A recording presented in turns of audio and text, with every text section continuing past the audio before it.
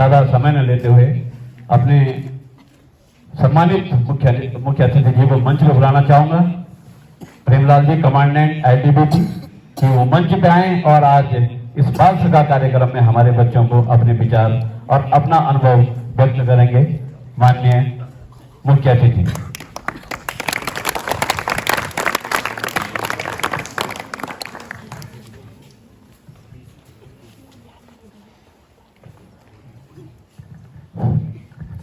बच्चे लोगों ठीक हैं आप? नहीं हैं? ठीक है? नहीं नहीं ठीक है? तो अभी जोर से बोलेंगे भारत माता की भारत माता की भारत माता की। Okay good. अब कुछ जान आई। मैं देख रहा था कुछ बच्चे पीछे जो बैठे हुए थे, उनको ये लग रहा था कि आज जो यहाँ पे जो लोग आए हैं आज सारा ज्ञान हमको देंगे और टाइम निकल जाएगा। कुछ के चेहरे मुस्कुराहट थे, किसी के चेहरे में मायूसी भी थी कि और चीजें भी थी उनके दिल में समाई। तो चलो ठीक है। सबसे पहले परम पूज्य आपके विद्यालय के प्रधानाचार्य महोदय जी और हमारे सहायक प्रधानाचार्य महोदय, उसके पश्चात हमारे तमाम अध्यापकगण, अध्यापिका मैम और स्टाफ और मेरे प्यारे बच्चों, बालक और बालिकाओं, सबसे पहले मैं नमन करता हूं उन गुरुओं को जिन्होंने कि मुझे यहां तक पहुंचाया और जो उन्होंने मुझे शिक्षा दी। और मैं नमन उनको भी करता हूं जो हमारे गुरु आज हमारे बीच में नहीं है और वो स्वर्ग सिधार गए हैं। उनके लिए भी मेरे हृदय में आज वही वो है।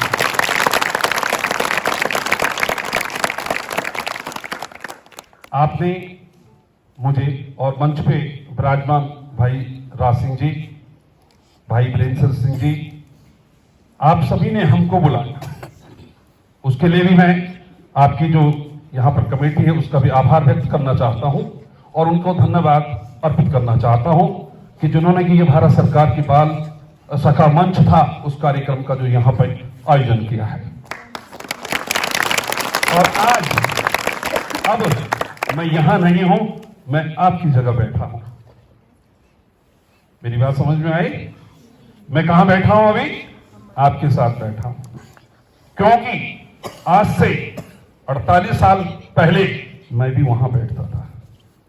कहां बैठता था? मैं वहीं बैठता था और जो आते थे लोग मैं उनको दूर से देखता था और मेरे दिल में भी एक जिज्ञासा, एक ऐसा मेरे मन में एक उपहार आता था कि मैं भी कभी आगे मंच पर बैठूं। तो मेरा नाम प्रेमलाल है और मैं पारकोट का रहने वाला हूं। मैंने बस 74, भाई साहब ने कब किया था? 73, 75, यानी 48 साल हो गए। उनके 50 साल, मेरे 48 साल। हमने भी कभी इस विद्यालय में शिक्षा ली है और शिक्षा वो जगह है कि आपके जो प्रिंसिपल साहब हैं, वाइस प्रिंसिपल साहब, उन्होंने मुझे फोन किया कि सर आपको, भाई साहब आपको आना है। मैंने कहा मेरा अभाग्य है, मेरी अपनी कुछ समस्याएं भी थी, मेरे अपना कुछ घर का कार्यक्रम भी चला हुआ था, बट मैंने उसको सबको नजरअंदाज किया और मैं आज के आपके बीच में यहाँ पे शामिल हुआ। तो कहने का मतलब ये था कि जो ये भारत सरकार का बाल सखा मंच पे हम लोगों को बुलाना है, जिसको कहते हैं रोल मॉडल, इंग्लिश में क्या बोलते हैं उसको? Role model. रोल मॉडल वो होते हैं जिन्होंने कि अपने विद्यालय में, अपने क्षेत्र में, अपने देश में और अपने इलाके में कुछ ऐसा बेहतर काम किया हो जिनकी कि आप पब्लिक जो है आज उसकी तारीफ करती है। तो मैं सबसे पहले अपना परिचय ये दूंगा। मैं भी जैसे मेहरबान भाई साहब, क्या नाम उनका, देवेंद्र भाई साहब ने कहा था कि मैं भी 8वीं में, 10वीं में फेल हुआ, 8वीं में फेल हुआ, 9वीं में फेल हुआ। कुछ बच्चे ये सोच रहे थे कि कहीं ये आगे जाके फेल ही फेल तो न बोलते रहे, कुछ हंस रहे थे बच्चे बीच बीच में। लेकिन उसके पीछे एक बहुत, उसके अंदर एक गूढ़ सच जो है उसके अंदर छुपा हुआ है, और वो क्या है कि असफलता के बाद सफलता की कुंजी है। यानी इंसान मेहनत करेगा, रंग लाएगी।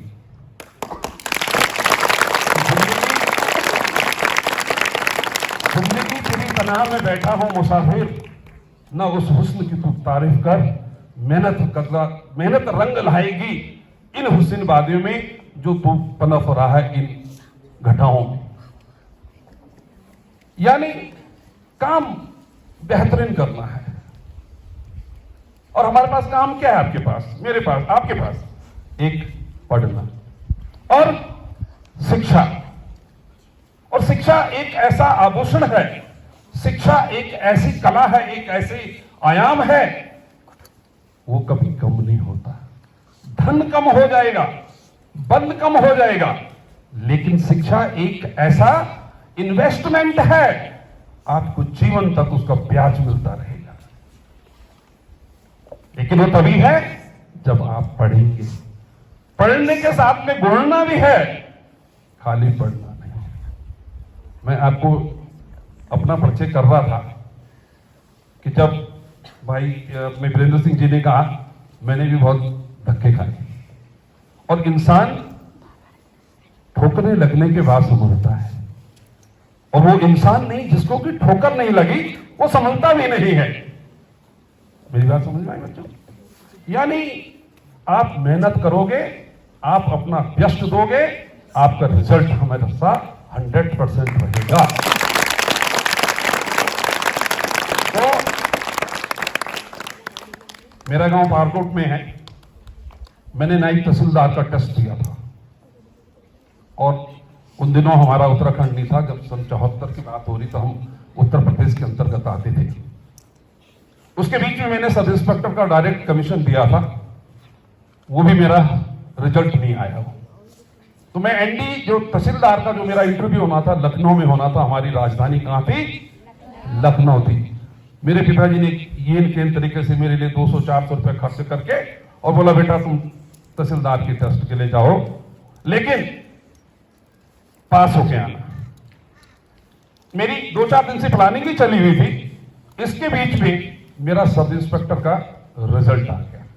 मेरे पिताजी ने कहा, नहीं आप फौज में जाइएगा, आप रेवेन्यू में मत जाइएगा, आप फौज में जाइएगा।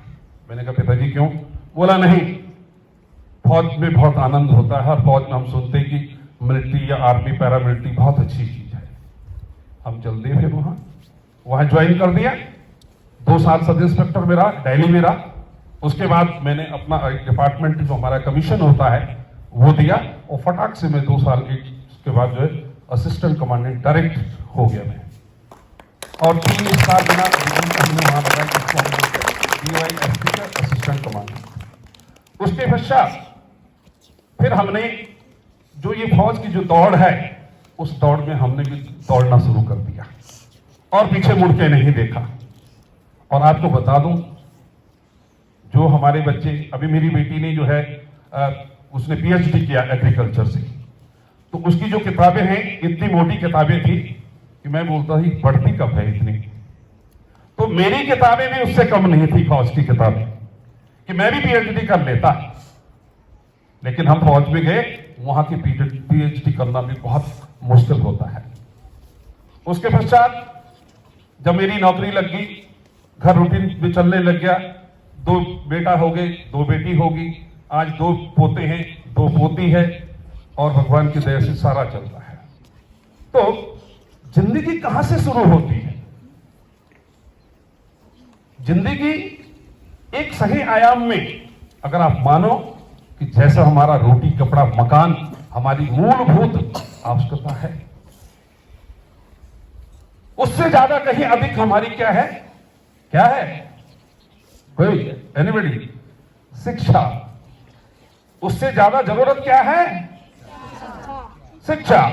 आप शिक्षित होंगे, आपकी आने वाली पीढ़ी, आपका आने वाला जो पीछे जो आपके हैं वो भी बहुत शिक्षित हो।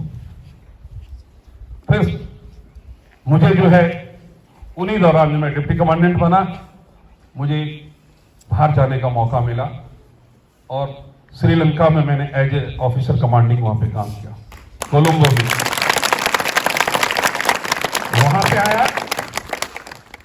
वहां से आया, फिर मुझे जो है मौका मिला प्रधानमंत्री जी की उसकी सुरक्षा में काम करने का, जहां पे कि आदमी की जो पलकें हैं हमारी, हम उसको भांप लेते कि इसके पलक झपकने वाला, ये क्या करने वाला है, उस टीम में मैंने काम किया है।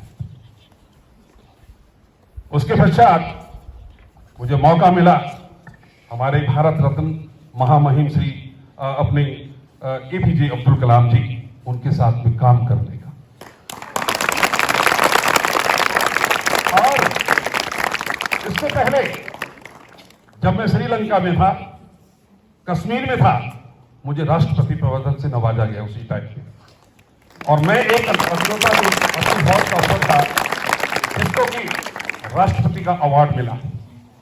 तो मैंने भी सोचा यार, मैंने कहा मेरे में क्या चीज था कि जो मुझे मिला है, लेकिन नहीं, मैंने फिर पीछे मुड़ के देखा, तुम्हारी मेहनत का ही ये अवार्ड है। उसके बाद फिर मुझे कश्मीर में भेज दिया गया। मैं कश्मीर में गया, बारामूला कुपवाड़ा एक जगह है, बैरीनाग, अनंतनाग, कोई बच्चा अगर नेट पे देखना जिस चीज को मैं बोल रहा हूं, सबसे ज्यादा हाईली टेररिस्ट, हाईली मिलिटेंसी वाला इलाका, जहां पे कि मेरे जैसे जो कमांडेंट है, खुला घूमने का मेरा कोई मतलब नहीं और अपनी यूनिफॉर्म में रहने का कोई मतलब नहीं, यानी 24 घंटे जो है सब टारगेट जो है हम लोग बने रहे। वहां पे भी मैंने बहुत अच्छा काम किया और फिर भी मुझे राष्ट्रपति का अवार्ड मिल गया। 2 बार मुझे राष्ट्रपति का अवार्ड मिल गया। क्यों मिला? अभी ठीक, क्यों मिला पता? हाँ जी, शिक्षा। क्या मिला? जोर से बोलो। करेक्ट, मेहनत, यानी मेहनत करते जाओ, फल की इच्छा मत करो, ठीक है? और ईश्वर जो है वो आपको उसका रिजल्ट देगा, और मिलता है यही मिलेगा, लेकिन आपके दिल में वो लचक, वो कसस, वो होना चाहिए। हम पढ़ाई शुरू करते हैं। मैंने जो नीचे वाला स्कूल है, ये भाई साहब राज सिंह जी के बाद हमने जब शुरू किया था,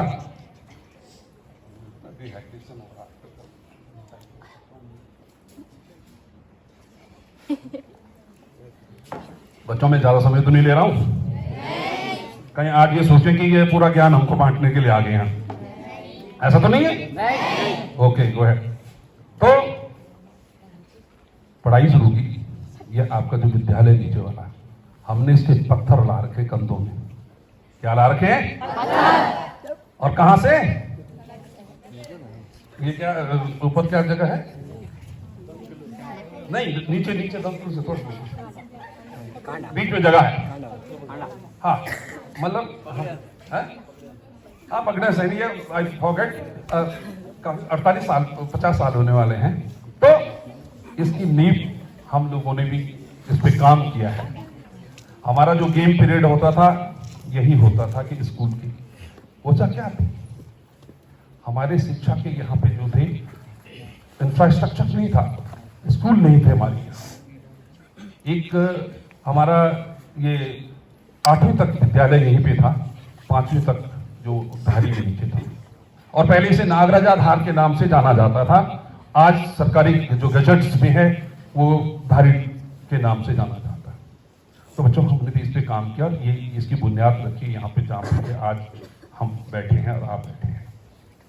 तो जीवन में मैं अभी मेरे जहन में एक बात और आ गई है कि मैं कलाम जी के साथ में 5 साल वहां पे राष्ट्रपति जी के साथ में, तो उनका जो एडी था वो मेरे समकक्ष अधिकारी था।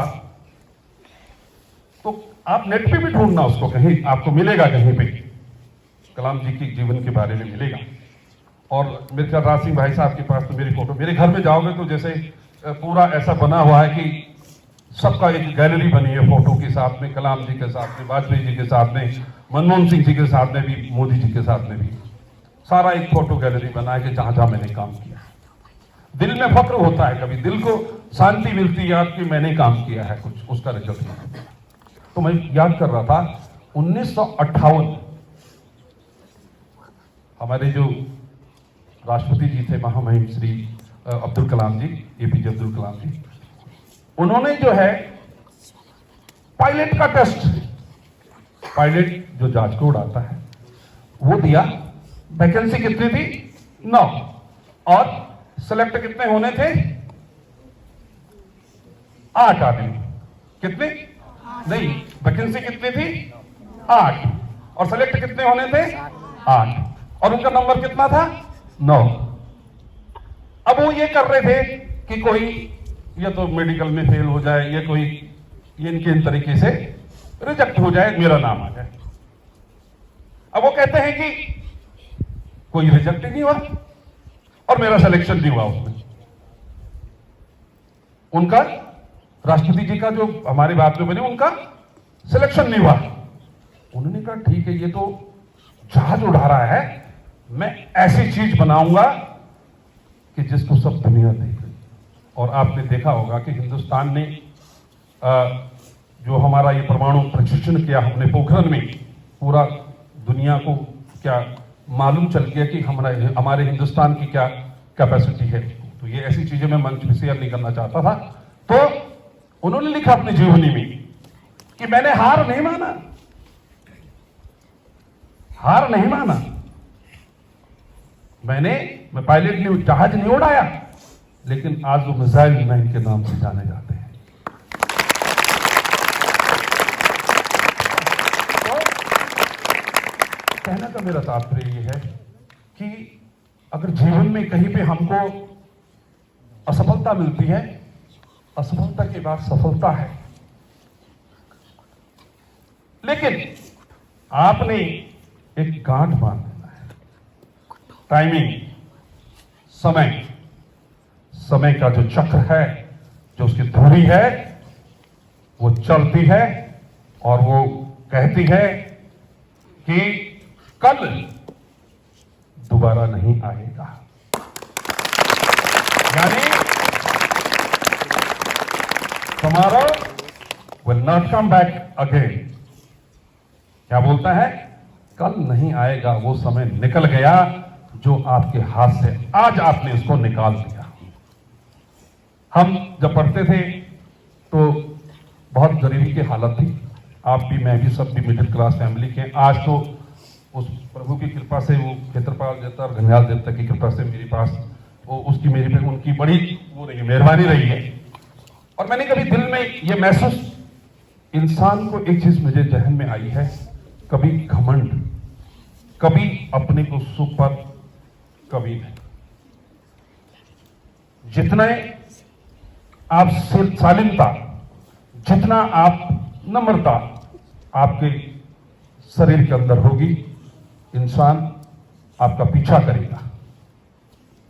आपका एटीट्यूड, आपका बिहेवियर, आपका बोलना, आपका बातचीत करना, ये आपकी फैमिली, आपका और वो पीछे बैकग्राउंड को बताता है। ठीक है? तो समय का जो चक्र है उसको कभी भूलना नहीं है। अभी उन्होंने कहा था भाई साहब ने कि आपको अपना समय निर्धारित करना है, आपको समय का चार्ट बनाना, एक टेबल बनाना, आपने उसमें आपका 24 आवर्स का आपने डिस्ट्रीब्यूशन करना है उसमें कि भाई मैं पहले मॉर्निंग में कितने बजे उठूंगा, फिर क्या करूंगा, फिर क्या करूंगा, इतने घंटा फिर ये पढ़ूंगा, मैथ पढ़ूंगा, साइंस पढ़ूंगा, सोशल स्टडी, डिवाइड करके।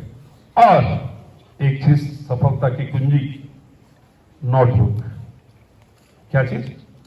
नोटबुक। जो हमारे अध्यापक गण पढ़ाते हैं वो आपको पढ़ाते हैं, वो सब्जेक्ट के अंदर है, किताब के अंदर है, वो आपने पढ़ना है और उसका आपने टेस्ट भी देना है और टेस्ट की उसका कसौटी पे खरा भी उतरना है। लेकिन मैं क्या चीज बोल रहा हूं? Notebook, register, diary. आपके घरों में सबके यहाँ टेलीविजन लगा है, समाचार देखिएगा, स्पोर्ट्स तो देखिएगा आप, और दूसरे तीसरे जितने भी डिबेट आती है उसमें बच्चे देखो ना, छोटे छोटे बच्चे, उनको पढ़िए। उसमें जो अच्छी बात है उसको लिखिएगा, उसमें आज की तारीख में ये समाचार है, ये है, ये है, ये है, ये सब हर चीज मिलेगा। और आगे चल के वो जो एक रामायण या महाभारत का आपने ग्रंथ जो बनाया, और आप कभी किसी चीज की तैयारी करेंगे, आपने उस कथा को पढ़ना है जो आपने किताबी ज्ञान के अलावा जो आपने अपने लिए एक धरोहर बनाई थी। मेरी बात समझिए? कौन बच्चा करता है ऐसा बताओ? करता है कोई? हाथ खड़ा करो। कोई नहीं। अरे ऐसे शुद्धि क्या गढ़वाली में शुद्धि मतलब हम कुछ नहीं कर रहे। आज से अभी मैं किसी दूसरे प्रोग्राम में आऊंगा, मैं देखूंगा उस बच्चे की, और मैं अपनी डायरी भी लाऊंगा आज से 30 साल पहले की, और कप वाली पेन से लिखता था। और आज मेरी उस डायरी को छोड़ने के लोगों, मेरे अफसर में कि साहब रिटायरमेंट जा रहे हैं कि साहब की डायरी को उठा दो। मेरे कोई कोर्स मैंने किया, मैंने अपने जीवन में जितने भी कोर्स किए, मेरा आउटस्टैंडिंग जिसको कहते हैं, फर्स्ट पोजीशन, कभी सेकंड पोजीशन के लिए नहीं, फर्स्ट पोजीशन। और हमारे यहां तो सामरिक ऑफिसर एक ही क्वालिफिकेशन, एक ही ग्रेड में होते हैं, लेकिन फर्स्ट क्यों? लोग पढ़ाई करते थे, मैं सो जाता था आराम से, जो आपस में डिस्कशन होता था ऑफिसर का, 5-7 अफसर बैठ के सब्जेक्ट होता है। प्रत्यक्ष अप्रत्यक्ष रूप में मैं उनका भी आभार व्यक्त करना चाहता हूं। मैं प्रिंसिपल सर का भी आभार व्यक्त करना चाहता हूं कि जिन्होंने कि हमको यहां पे आने का मौका दिया। और मैं भाई मेहरबान जी का तो दिल से ही, हृदय से आभार व्यक्त करता हूं कि उन्होंने मेरे को एक फोन किया, और मेरा देहरादून में सरकारी आवास था, बंगला सरकार ने दिया था, वो खाली करना था मुझे। मैं ये नहीं किन तरीके से किसी को बोल गया कि मैंने खाली करना है और उसमें फंसा हुआ था, आज आना था मुझे या कल आता मैं, बट उन्होंने फोन किया, मैं सीधा दौड़ा आया। क्यों? मैं इस विद्यालय का पढ़ रहा हूं, इस विद्यालय में मेरी शिक्षा हुई है, यहां से मैं जो भी हूं आज इसी विद्यालय की बदौलत, और जहां मेरे को जितनी भी ज्ञान की प्राप्ति है वो यहीं से मिली, और हमारे जो पूज्य गुरु लोग रहे हैं उनका आशीर्वाद सदैव मेरे से बना रहा है।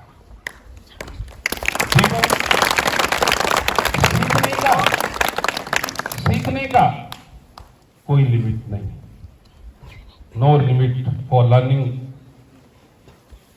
For any as.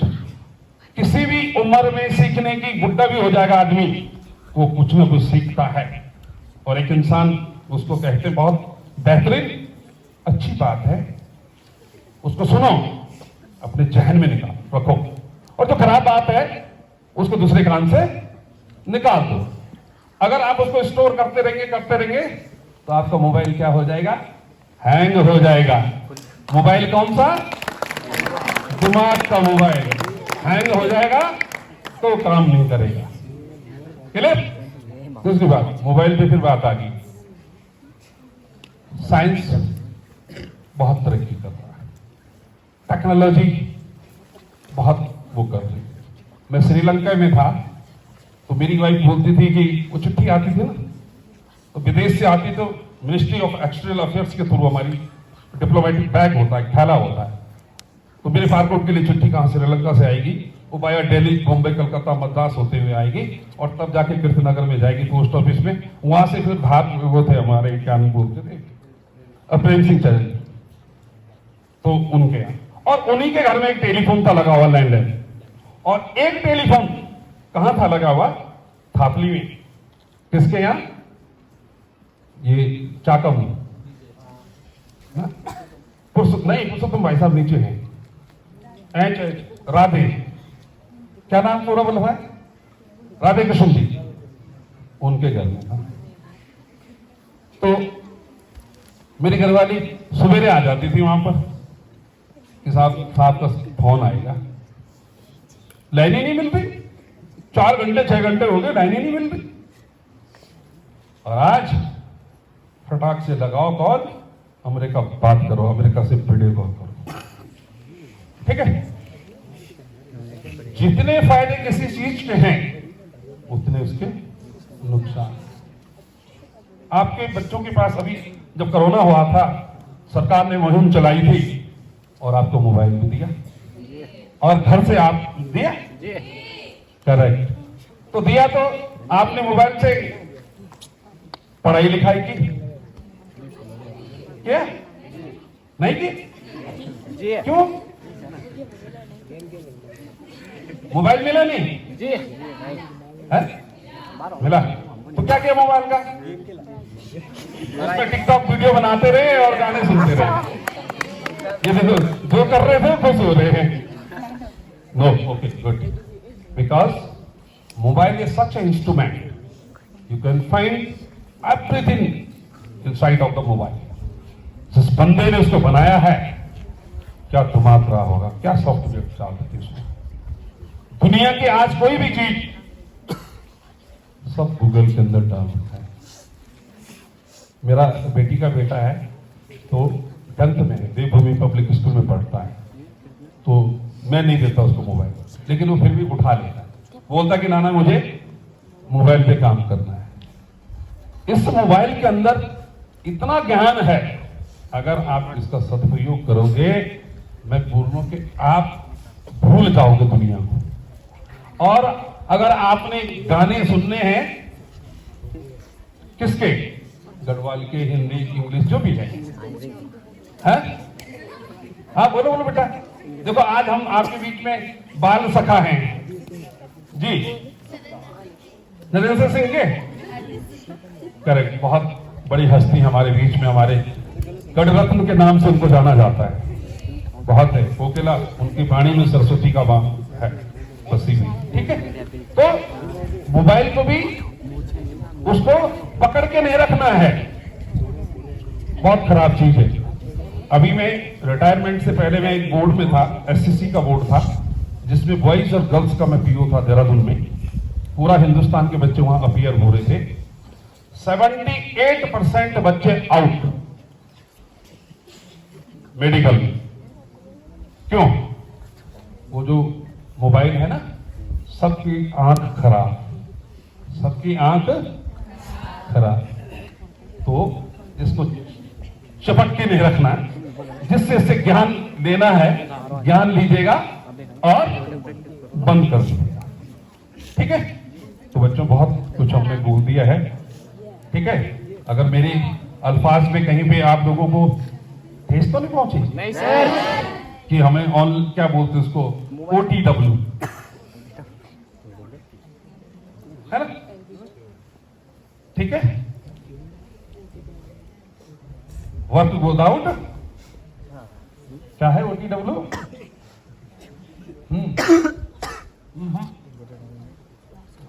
निकल गया OTW। वो ये बोलते हैं कि OTW मिलता है काम करने के लिए। जैसे हमारे गुरु लोग आपको घर के लिए काम दे देते हैं ना, तो फौज में भी वैसे दे देते हैं OTW, ताकि ये घूमे फिरे नहीं, कहीं संडे को कहीं नहीं जाए, दाएं बाएं नहीं जाए, वो काम देते हैं, उसे OTW देते हैं, ठीक है, ओके। तो कहने का तात्पर्य है, कुल मिला के आज का हमारा जो सारांश जो था कि मेहनत सफलता की कुंजी है।